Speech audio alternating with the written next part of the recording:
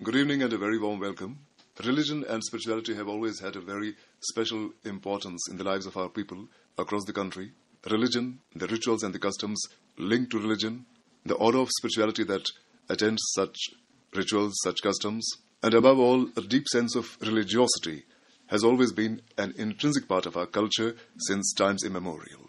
Which is primarily why we find across the landscape of our country so many symbols, so many beacons of religious importance, spiritual importance. Shrines dedicated to great deities, great sages, great seers, peers, and as a routine, we find people thronging such shrines across the year, throughout the year, but there are certain shrines in our country where the devotees, the aspirants, the pilgrims visit in a particular phase, in a particular period of the year, and one such shrine happens to be Shri Amarnath cave, located in the northernmost state of our country, Jammu and Kashmir. Today we'll be talking about Shri Amarnath Yatra that begins towards the middle of every year, the genesis of the Yatra, the origins of the Yatra, the arrangements made every year for the successful organization of the Yatra, and the different issues, the different aspects that are linked directly or indirectly with the pilgrimage, the Amarnath Yatra. And who better to talk about it than Shri Anoop Soni, Additional Chief Executive Officer, Shri Amarnath Shrine Board. Anoop welcome to our studios. It's a real pleasure to have you here. Thank you so much. So let's begin from the beginning, which I believe is an ideal place to begin from. Let's begin from the genesis of the Yatra, the origins of the Yatra. When exactly, as per the records, the historical records, is the Yatra supposed to have begun? When exactly is the shrine supposed to have been discovered, as per your knowledge? Actually, Yatra is going on since the time immemorial, but as far as Shrine Board is concerned, there was a committee constituted by the government, headed by retired bureaucrat Mr. Nitin Sen Gupta. So, the Nitin Sen Gupta committee recommended that there should be an agency who should coordinate with the Yatra. Accordingly, the state legislature passed a legislation and enacted the Shri Amarnath Shrine Act. So, after enaction of this act, the Shrine Board came into being. So, Shrine Board came into being actually in 2001. And since 2001, the Shrine Board is taking care of management of this annual pilgrimage and the annual Yatra. Alright. Now, so far as the responsibilities of the board are concerned, and the authority of the board is concerned, and more importantly, the functions of the board are concerned. So, which aspects of the Yatra, which aspects of the pilgrimage does the board deal with primarily? Basically, the main and basic function of the Shrine Board is to conduct this annual Yatra and to assist the pilgrims and to manage the Yatra and to conduct this Yatra in most convenient way. So there are multiple roles and functions of the Shrine Board. If you want, I can elaborate those functions. Yeah, of course. So let's begin with the registration part. Yeah. Because so far as my knowledge goes, it's very important for every pilgrim visiting the Amarnath cave to get himself or herself registered for the Yatra. Yeah. And that's how the process begins. So what is the exact process of registration? How is a pilgrim supposed to register himself or herself? Yeah. Is there an online system or is there a manual system? How do you go about it? Yeah, see, there are multiple modes of registration, and registration is mandatory for the pilgrim to undertake this Yatra. There are different modes of registration, in which most accepted and most common methodology for registration is advance registration. See, from this year Yatra, the advance registration is going on since 1st April 2019 through 442 bank branches, which are spread all over the country from Punjab National Bank, Yes Bank and the Jammu and Kashmir Bank. So for registration, the intending Yatri has to visit the nearest authorized bank branch along with a compulsory health certificate and an application form. Both the format of the compulsory health certificate and the application form may be downloaded from the website of the Shri Amarnath Shrine Board, and it is there. And for the issuance of the compulsory health certificate, each state government and the union territory has already nominated the list of doctors and the institutions, health institutions, who are authorized to issue this compulsory health certificate. So the intending Yatri, along with that compulsory health certificate and the application form, can move to the nearest authorized bank branch from where he can get his registration. So after registration, the bank authority will issue him or her a Yatra permit form. So that Yatra permit form one has to bring along with him for the undertaking this Yatra. This is the one part of the registration. This is the one method of registration. registration. Okay. Other than this advanced registration, there are other methodology of registration are also there for the convenience of the yatris. Like other is the on-spot registration, which begins normally a couple of days before commencement of yatra. It is a kind of tatkal registration actually. Okay, right. Like in railways, there is a methodology of tatkal booking of the ticket. Yep. So for undertaking this yatra, the Shrine Board has also make the provision for the on-spot registration. So on-spot registration facility, compulsory health certificate is mandatory for all kinds of registration. So on-spot registration facility are available in Jammu, in Srinagar, and from this year also at base camps in Unwan and Baltar also. Okay, so you mean the ones who would prefer to go for the on-spot registration are supposed to get with them, bring with them the health certificate? Yeah, of course, it is All right. mandatory. Yeah. So the list of hospitals that Yeah. you have basically compiled, does it include private hospitals as well, or only government hospitals? It is up to the state government. So Okay. they can authorize the government hospitals as well as private hospitals. It is up to the state government. Shrine Board has nothing to do with it. It is authorized by the respective state government only. Now, roughly going by the figures of the last year, how many yatris did get to visit the shrine, Amarnath Ji cave, last year, and what's the expected number this year?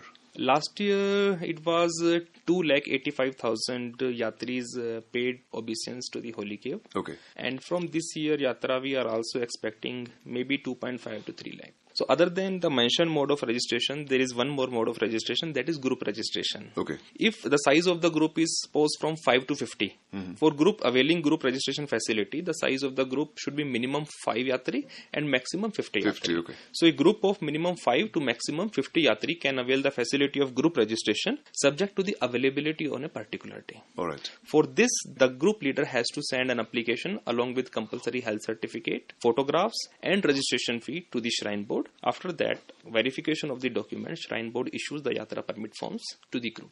So that's a sort of a package. Yeah, for that the is a yatris. sort of package. Package for the yatris. And other than this group registration, ex-India pilgrim facility is also there. So the pilgrims who are residing outside the India, because there is no bank branch, no on-spot registration. So for ex-India pilgrims, we have also made the provision. So a nodal officer from Punjab National Bank is there. So Okay. there is a designated mail ID. So the intending pilgrim can send their application along with compulsory health certificate from that country. Could you please share the mail ID with our listeners? Yeah, the mail ID for ex-India pilgrim is ex-India pilgrim can send their application form along with compulsory health certificate to the cojksec@pnb.co.in. Okay. And the contact number of the concerned officer is 9906903253. It is Mr. Rakesh Kumar Sharma. He is the nodal officer, Punjab National Bank. So this can come handy for those who are residing outside the country. Yeah, of course. Exactly. There are quite a few aspects to this yatra, and some of these aspects, because so far as my knowledge goes, or so far as the legend goes, legend associated with this yatra, we are told that there was a certain shepherd called Bhuta Malik who got to discover the cave centuries back, and after that there was a sage residing nearby in that period only, and Bhuta Malik got to him, and that's how the sage called Bhrigu Maharaj, he got near the cave, and that's how he discovered the Shivlingam over there. That's what the legend tells us. And we're also told that the donations made at the shrine are partly shared with the family of the discoverer of this cave, that's Bhuta Malik, till date. Well, that's of course what we get to hear from certain sources. This may or may not be true, but what basically it enunciates is that it's basically a symbol of the singularity culture of our country. That a Muslim shepherd discovers a cave that ultimately becomes a symbol of great importance, a symbol of spirituality for Hindus.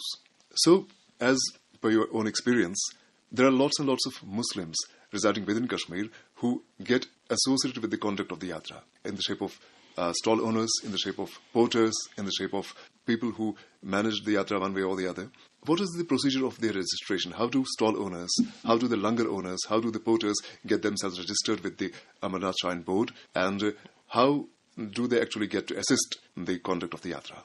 Actually, you have pointed out it very well. This is the yatra which is unique in nature. Exactly. Which reflects the brotherhood between the two communities, both Hindus and the Muslims. So I would say this yatra is both coordinated by the Hindu and the Muslim brothers. During the yatra and in the shrine area, lots of service providers belong to the Muslim community. Exactly. Like Pithu Walas and the Poni Walas, and lot of assistance is also provided by the local stakeholders. So in that way, I would say the yatra is very unique and coordinated coordinated by both the communities. As far as the registration part is concerned, the permission for the tent walas and the shop walas is provided by the concerned district administration. Okay. Because the track to the shrine comprises from both the sides, like from both Pahalgam as well as Baltal side, right. So there are two districts involved, both the district administration Ganderbal and district administration Anantnag coordinate for the registration of this tent walas and the shop walas permission. And as far as Pithu's registration is concerned, Poni's registration is concerned, so registration is also done by the concerned district administration, including the district animal and sheep husbandry officer and the labor department. So labor department register the pony walas, and the pony is being registered by the animal husbandry department. So is the concerned deputy commissioner supposed to coordinate with the shrine board in this regard? Yeah, it is well coordinated between the concerned deputy commissioner and the shrine board. In fact, both the district administration, I would say both the district administration Ganderbal and district administration Anantnag regularly coordinate with the shrine board for the smooth conduct of this yatra, and the registration part is concerned, so it is also coordinated by the shrine. So are the stall owners, the langar owners or the porters supposed to pay any charges to the board or the district administration so as to ensure for themselves a space there? No, the shrine board doesn't charge anybody for that. Okay. Now, there's another very important issue. We know that, this yatra is conducted in hilly terrain, and weather does get rough some time or the other in this terrain. And what is the mode of communication available to the yatris during the yatra? Is it the radio, or is it the internet, or what is the other mode of communication available to them so that they get to know about the latest status of the weather and keep themselves updated so as to ensure for themselves a smooth yatra? As far as weather warnings are concerned, so Shrine Board used to send bulk messages to the yatris. So during the part of registration, we record the concerned mobile number of the yatris. Okay. So if in case of any weather advisory, so what we used to do, we used to send bulk SMS to our yatris. And Indian Meteorological Department has installed X-band Doppler radar at MET Center, Srinagar, and it is functional during the yatra. Okay. And during the yatra period, Indian Meteorological Department also installs automatic weather stations at the Holy Cave, Panchtarni, Sheshnag, Baltal, Pahalgam and Chandanwadi. And other than that, we also have specific signages in the yatra area, what to do and what not to do as far as weather vagaries are concerned. Now, so far as my knowledge goes, as a broadcaster with Radio Kashmir, we do get weather bulletins on Yatra specifically during the Yatra days, and we broadcast them accordingly. Now, do the Yatris practically get to listen those messages over radio? Are the radio frequencies available to them in the course of the Yatra? Actually, from this year onwards, we got an assurance from the All India Radio that there will be a local radio station will be there, and the process for installation is under progress. Site is being identified at the Baltal. So probably from this year, it will be broadcasted from the Radio Kashmir and the local radio station. Anoopji, one more very important issue connected with the Yatra, and I believe the issue is of great importance not just to the Yatris but to Kashmir in particular, actually, and India in general, which is the environmental issue. Because every year after the Yatra is concluded, we get to hear different refrains from different quarters that, well, the area around the shrine place has been damaged one way or the other. So what has the Amarnath Shrine Board till date been doing in order to ensure that the environment over there is preserved, and what more steps are being taken in this direction so that the Yatris develop within themselves a sense of environmental wellness? You can see, as far as environmental safety is concerned, Shrine Board takes utmost care to maintain the environment and keep the surrounding clean. For the Shrine Board has multiple kinds of arrangement. Like as far as toilets and baths are concerned, over the period of time, Shrine Board used to install both toilets as well as baths across the whole route. And as far as garbage collection is concerned, so both the tourism department of this Pahalgam as well as this Ganderbal, I would say ki CEO PDA and both CEO SDA. For the collection of the garbage and the waste. And Shrine Board has also installed this sewerage treatment plant, STP, and the latest technology of MBBR. So the STP at this Nunwan is based upon the latest MBBR technology. And we have also installed multiple bottle catchers in the Yatra area. There are color-coded dustbins installed in the Yatra area to separate this biodegradable waste, to segregate the biodegradable and non-biodegradable waste. As far as reverse vending machines are also installed by the concerned district administration at the Baltal, one at the Baltal and other at the Sonambarg. Shrine Board also provide general information and and general awareness messages to the yatri, not to litter or put the waste in the dustbins or put the bottles in the bottle catchers only. So after completion of the yatra, there is a sanitation drive carried out by the concerned camp director in association with the concerned deputy commissioners and the district administration. So ultimately, I would say every possible arrangement in the yatra area is being done by the Shrine Board. Based on your experience during the sanitation drive, Yeah. do you believe that the message that you put across for the yatris really touches them and they care to preserve the environment? Yeah, of course. Shrine Board also communicate among the yatris that what to do and what not to do to prevent and preserve the environment. Okay. As far as sanitation arrangements are concerned, an action plan for the collection and disposal of waste generated during the yatra period is always finalized before the commencement of the yatra. For this, we are always in touch with the concerned district administration and the CEO PDA, and that's the CEO Soni Development Authority. Okay. So for the convenience of the pilgrims during Yatra 2018, last year Yatra, and to meet the requirement of the service providers, a total 2,749 toilets and 515 baths were installed by the Shrine Board in the Yatra area. So during the Yatra 2019, the Shrine Board has already planned to increase the number of these toilets and baths in the Yatra area. Further, for the collection of the garbage generated during the Yatra period, Shrine Board awards contract every year for the sanitation of toilet baths in the camps and along the tracks. Cleaning of the Yatra camps and the Baltal track, and operation and maintenance of the STPs at Baltal and Nunwan. You know, we have STPs at both Baltal and Nunwan. Yeah. The Nunwan STP is based upon the latest MBBR technology, that is moving bed bioreactor technology. And for discouraging the use of plastic bottles in the Yatra area, 35 and stainless steel water storage tanks and the water dispensers were installed at the locations, different locations along both the routes. And I would say that during Yatra 2018, the last year Yatra, for facilitating the segregation and collection of biodegradable and non-biodegradable waste, the Shrine Board had installed 1,465 dustbins in 3 distinct colors in various camps in the Yatra area and along the Baltal route. The color-wise installation of dustbins include both yellow color, blue color and the green color. So color-wise segregation of dustbin is also there. And during Yatra 2019, the Shrine Board has planned to increase the number of these dustbins as well as plastic bottle catchers.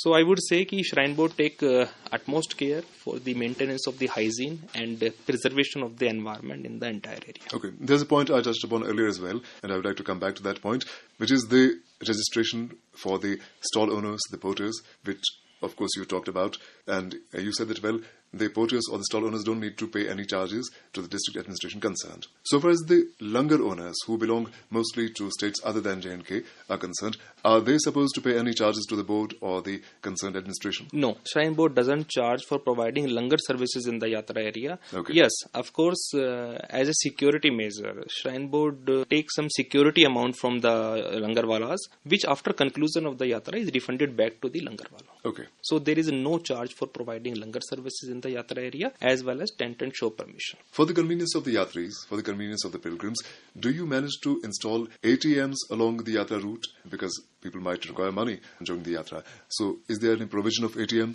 along the route? Yeah, of course. Mobile ATMs were installed by the J&K Bank and we are very thankful to them. Okay. So we request the chairman J&K Bank every year to install mobile bank facilities was also there. So both ATMs and the mobile bank facility were installed during the last year Yatra, and during this upcoming Yatra, both ATM facility and the mini bank facility will be provided in the shrine area. Anoop, there is one more point which I touched upon earlier, and I would like to come back to that, which is the health aspect of the yatris. Are there any special health cases? Are there any special health issues that should deter yatri, an aspiring yatri, to undertake the yatra? See, as far as health issues are concerned, this yatra is a unique yatra. It is a different kind of yatra other than the other pilgrimages which are going on in our country due to its high altitude nature. See, the holy cave is situated at an altitude of more than 13,000 feet. So there is a possibility of this high altitude sickness, because as we go on high altitudes, so there is a reduced atmospheric pressure and there is a low concentration of oxygen. So one may encounter with the breathlessness, which include high altitude pulmonary edema, Yeah. So I would say this is the one specific issue. This is a snowbound area. Weather is also almost uncertain. So high altitude area and this uncertainty of weather. These are the two basic things due to which basic health issues may arise. So we can say people with cardiac issues, cardiac problems, or with Yeah, of course. hypertension problem should double check with their medical practitioner That's- before going ahead with the yatra. That's why Shrine Board has made the provision for compulsory health certificate. So Shrine Board conveys the message that only physically fit yatri should undertake this yatra. Right. So that's why we ask the pilgrim to come prepared both physically as well as mentally. So like if somebody is having bones and joint problem, somebody is having that cardiac issues, somebody is having blood pressure, or somebody is already suffering from some respiratory disorders. So we would like to say to discourage the yatra. It So would be advisable for him not to undertake the yatra. yeah, it is advisable for them not to undertake that yatra. Right. Yeah. Is there any other aspect of the yatra that you would like to touch upon, which I maybe did not touch upon, and you would like to enunciate during the course of this As talk? far as this health issue you have told about, Shrine Board is there to take care for the medical facilities for the yatris. Exactly. So healthcare arrangements in the yatra area are made by the State Health Department of Jammu and Kashmir and both Government of India. It is a very well coordinated health arrangements. So as far as I have already told, like a list of doctors is already being nominated by different state governments and the union territories who provide the compulsory health certificate to the yatri free of cost. Okay. And during the yatra, I would say that last year yatra there were 71 medical facilities provided by this state government in coordination with the Shrine Board and the Government of India. Roughly, I would say there are 2 kilometer distance. There is our health facility. In 2018, a total of 71 medical care facilities were established for providing prompt medical attention to the yatris. Of these, the State Health Department provided 38 facilities at the yatra camps and at the various locations on the yatra routes. So there are different kinds of hospitals, categorization of the hospitals based upon the facilities. Okay. Like we have base hospitals. We have basically 5 base hospitals. They are at Holy Cave, Panchtarni, Sheshna, Base camp Chandman. hospitals. Yeah, base camp hospitals. Yeah. So other than that, there are medical aid centers. There are emergency aid centers. There are Indian system of medicines, medical care facilities also there. Other than the state government and the Government of India, armed forces like Army, CRPF, BSF, J&K Police and the NGOs also provide for these medical care They also chip in. facilities. Yeah. Yeah. Like during 2018, 197 doctors and some 267 paramedics deputed by the Union Health Ministry during the yatra, and the 67 doctors and 347 paramedics were deployed by the state government, and they performed at various medical camps in the yatra area. And during the yatra 2018, J&K Police also deployed their team of doctors. So Anoopji, continuing with the health element, the health aspect, we discover every year, say almost a dozen yatris lose their lives because of cardiac arrest mostly. So, do you believe that the doctors or the hospitals who have been entrusted with the responsibility of checking their health status don't do their job well, or the yatris sometimes insist upon getting their certificates, whereas they may not be able, ideally, to proceed with the yatra? No, actually, we cannot blame the doctors and the health institutions for these deaths, actually. The nature of yatra is very arduous.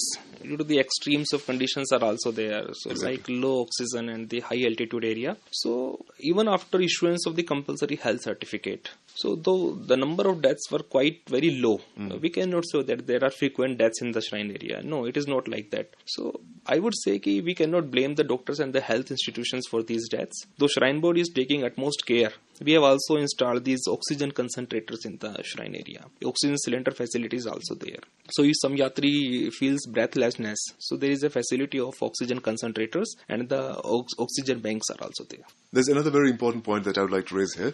We have discovered for ourselves over the last few years that the Shivalingam, the symbol of devotion for lakhs and lakhs of devotees, lakhs and lakhs of pilgrims, melts early, even before the yatra gets completed, and it's ascribed to the increasing temperatures around the area close to the shrine. So has the Shrine Board, in its capacity, done something special, something specific in order to arrest the problem, in order to address the problem, and ensure that the Shivalingam doesn't melt too early? Yeah, actually, as far as this issue is concerned, I would say it is a global phenomenon actually.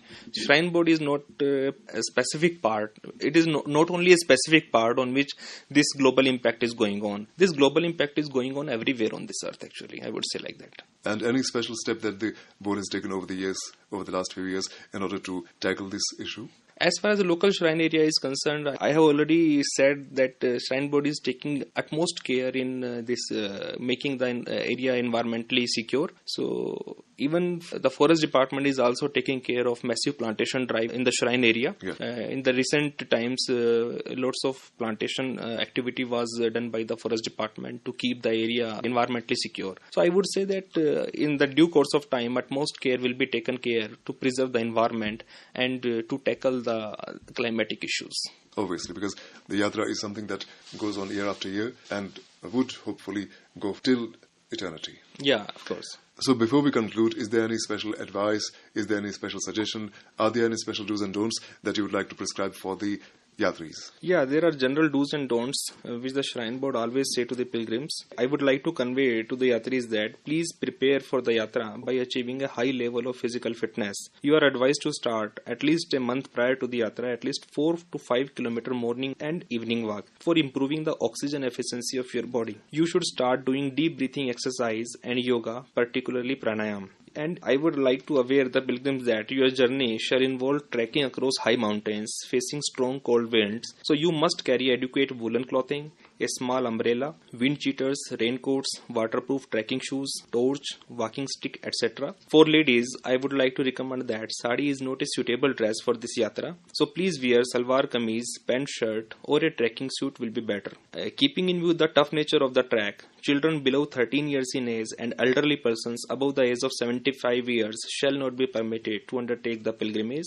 It would be better if the porters, horses and the ponies carrying your luggage travel just in front of you or behind you, as you may suddenly need something from your baggage. During the yatra from Pahalgam or Baltal onwards, you should keep your spare clothes, eatables in a suitable waterproof bag to ensure against their getting wet. Okay. Carry a water bottle, dry fruits or some roasted grams with you. That will be very helpful and keep you energetic. Carry some cold creams or Vaseline or sunscreen to protect your hands and the face against the sunburns. And you should not trek alone. Always travel in a group and ensure that all those comprising the groups walking in front of you or in the rear always remains on your sight. And I would also recommend doesn't climb by making a run. Make a steady and slow speed. As far as don'ts are concerned, do not stop at any place marked by a warning notice, or do not use slippers because they are steep rises and falls on the routes to the holy cave. Only wear trekking shoes with laces. Do not attempt any shortcuts on the route. Doing so could be dangerous.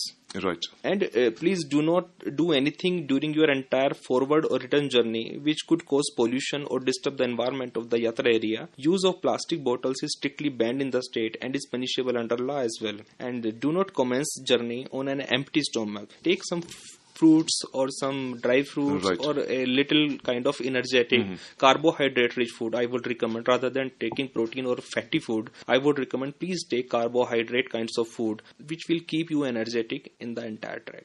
Foods that can sustain the momentum of the body and the stamina of the body. Yeah. Anoop, it was a real pleasure to have you here in the studios of All India Radio. And the way you enunciated, the way you explained the different aspects connected to the yatra was really very beneficial for the aspiring yatris. Thank you so much once again for being in the studios. Thank you so much. Thank you so much. Good night.